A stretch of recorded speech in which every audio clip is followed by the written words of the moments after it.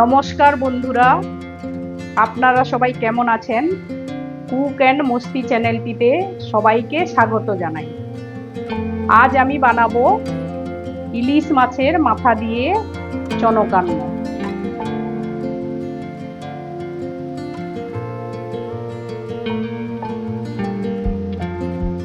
ইলিশের মাথার চনকান্ন বানানোর জন্য নিয়েছি ইলিশের মাথা, আর লাগছে গোবিন্দভোগ চাল। গোবিন্দভোগ চাল আমি আগে থেকে ভালো করে ধুয়ে নিয়েছি।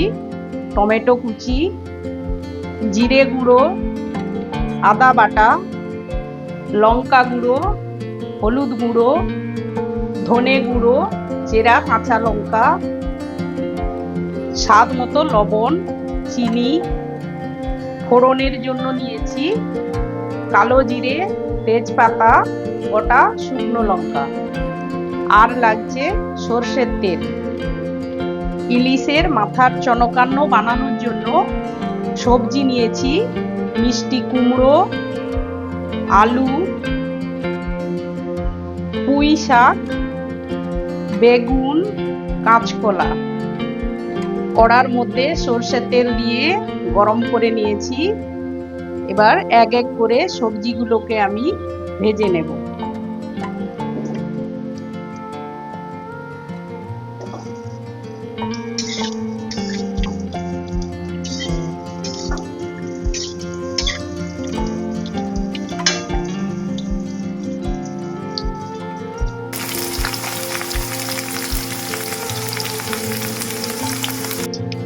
আলু লাল করে ভেজে নিয়েছি, এবার তুলে নেব।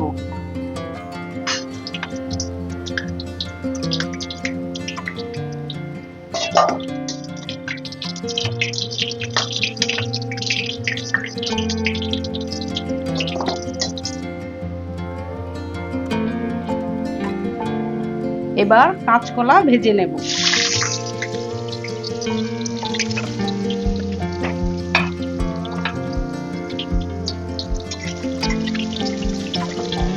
কাঁচকলা ওই একইভাবে লাল লাল করে ভেজে নেব। কাঁচকলা লাল করে ভাজা হয়ে গিয়েছে, এবার তুলে নেব।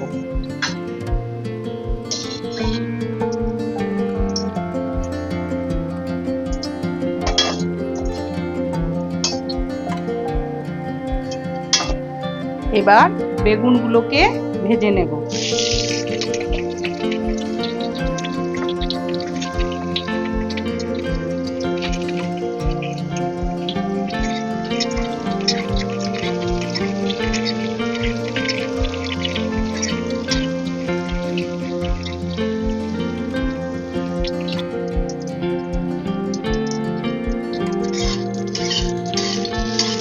বেগুন ভাজা হয়ে গিয়েছে, বেগুন তুলে নেব।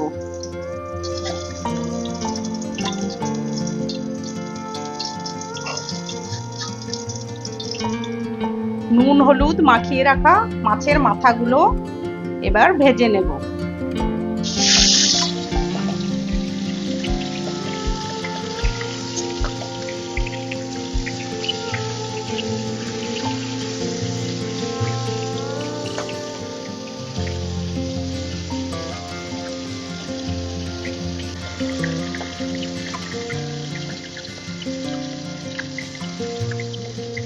এবার এর মধ্যে দিয়ে দিচ্ছি মিষ্টি কুমড়ো।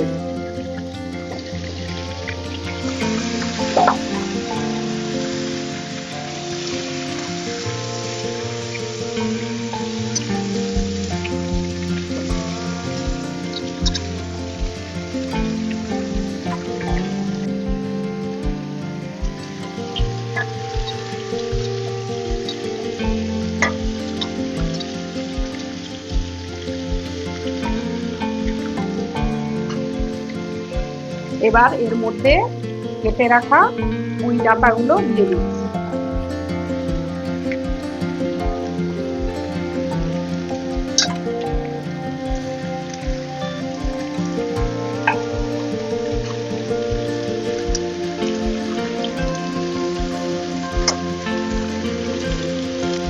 মিষ্টি কুমড়ো, পুঁই শাক পুঁই ডাঁটা সব একসঙ্গে ভালো করে কষে নেব।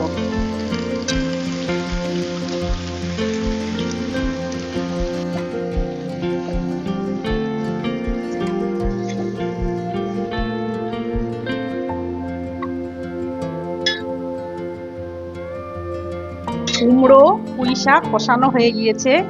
মাছের মাথাগুলোকে আমি এইভাবে ভেঙে দিচ্ছি।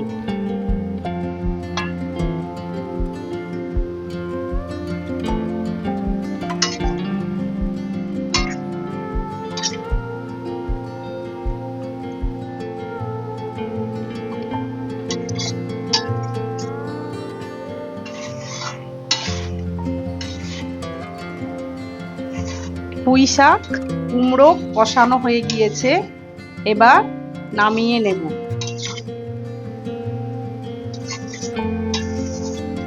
এই একই কড়ার মধ্যে সর্ষের তেল দিয়ে দিচ্ছি। ফোড়নে দিয়ে দিচ্ছি গোটা শুকনো লঙ্কা, তেজপাতা,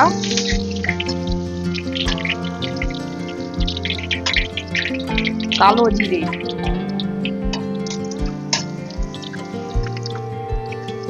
কালো জিরে ভাজা হয়ে গিয়েছে, এবার এর মধ্যে দিয়ে দেব আদা বাটা।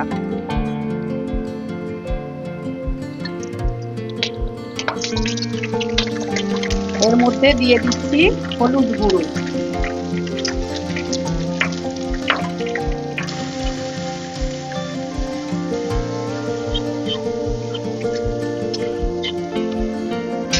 এবার দিয়ে দেব টমেটো কুচি।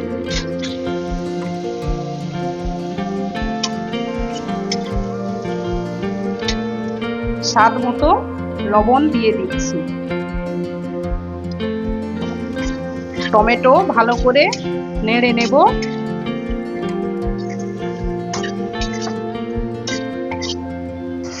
টমেটো কষানো হয়ে গিয়েছে, এবার এর মধ্যে দিয়ে দেব লঙ্কা গুঁড়ো,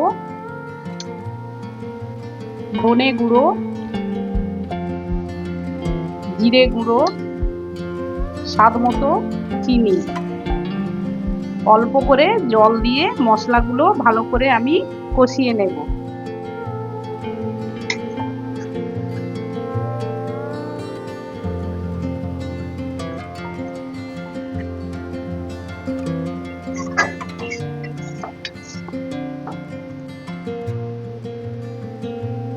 মশলা থেকে তেল ছেড়ে গিয়েছে, মশলা কষানো হয়ে গিয়েছে, এবার এর মধ্যে দিয়ে দেব গোবিন্দভোগ চাল।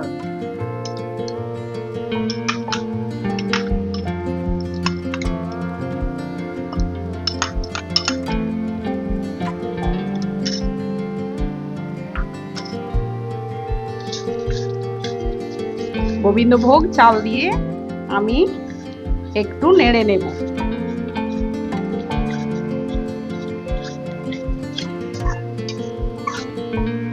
মশলার মধ্যে চাল দিয়ে ভালো করে কষিয়ে নিয়েছি, এবার এর মধ্যে জল দিয়ে দেব। পরিমাণ মতো জল দিয়ে দিচ্ছি।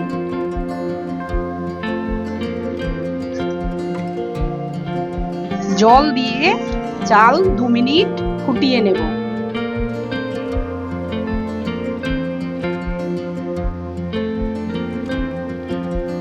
চাল 2 মিনিট ফুটিয়ে নিয়েছি, এবার এর মধ্যে দিয়ে দিচ্ছি ভেজে রাখা আলু, কুমড়ো, পুঁই শাক আর মাছের মাথা।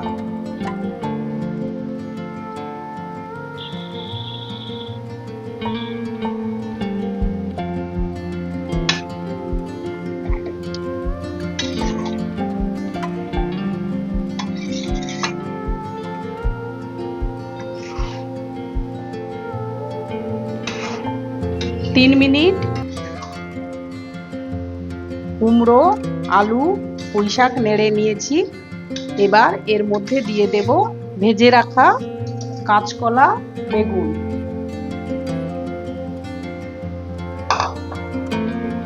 আর দিয়ে দিচ্ছি চেরা কাঁচা লঙ্কা।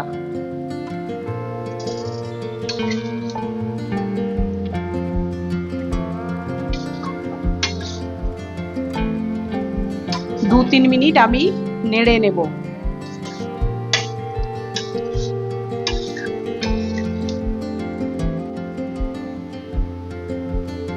সব সবজি দিয়ে আমি ভালো করে সেদ্ধ করে নিয়েছি। আমার ইলিশের মাথার চনকান্ন তৈরি হয়ে গিয়েছে।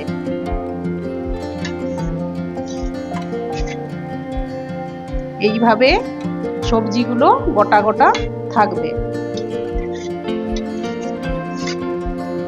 গরম ভাতের সঙ্গে ইলিশ মাছের মাথার চনকান্ন খেতে খুব ভালো লাগবে। আপনারা বাড়িতে বানিয়ে অবশ্যই খাবেন। এবার আমি নামিয়ে নিচ্ছি। রেসিপিটি যদি ভালো লেগে থাকে কুক অ্যান্ড মস্তি চ্যানেলটিতে সাবস্ক্রাইব করার অনুরোধ রইল। আর লাইক, শেয়ার, কমেন্ট করে জানাবেন।